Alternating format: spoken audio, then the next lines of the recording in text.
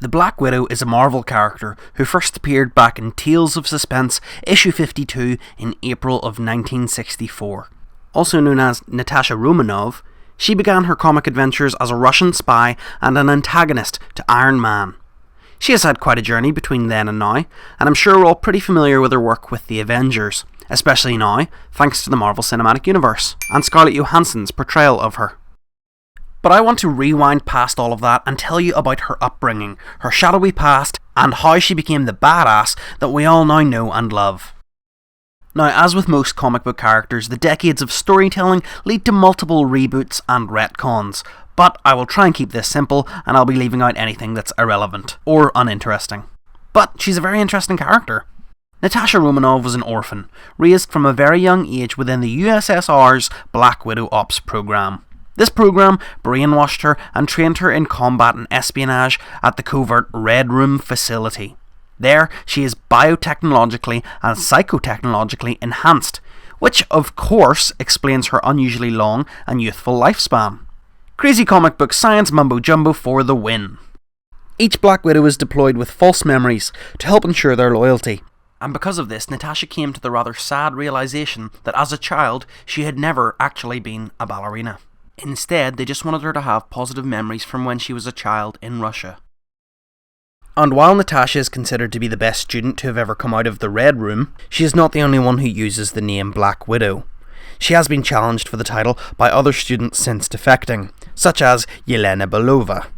This is also how she found out that the Red Room was still active to this day. During this training, she also worked with Bucky Barnes, the Winter Soldier, and the pair even had a short romance. In fact, Natasha has had many romances. At one stage, she was even married to another Soviet agent called Alexei Shostakov. He was a pilot and a highly decorated war hero. Because of his skills, he was chosen by the Soviet government to become their new operative, the Red Guardian, which would be Russia's answer to Captain America. During this process, Shostakov is told that he can have no further contact with his wife, and so Natasha is told that he has died. And to skip ahead a bit, it would be years later when she would bump into him again alongside the Avengers, but remember I'm focusing on her backstory here, so I'm not going to get into that too much. But anyway, Black Widow's first mission in America saw her pitted against Tony Stark, or as we more commonly know him as Iron Man. Several issues later, she teams up with the notorious archer Hawkeye, who at this stage was also still a villain. This was the beginning of their close friendship. The two were defeated by Iron Man, but they managed to escape. At this point, Natasha pretty much fell in love with Hawkeye, and this caused her already tenuous loyalty to Russia to falter. When her employees discovered this, they had her kidnapped and brought back to Russia. In the meantime, Hawkeye decided to become an Avenger, and so he joined the team in Avengers issue 16. Black Widow, however, took a bit longer, because she had been brainwashed and tasked with bringing down the Avengers.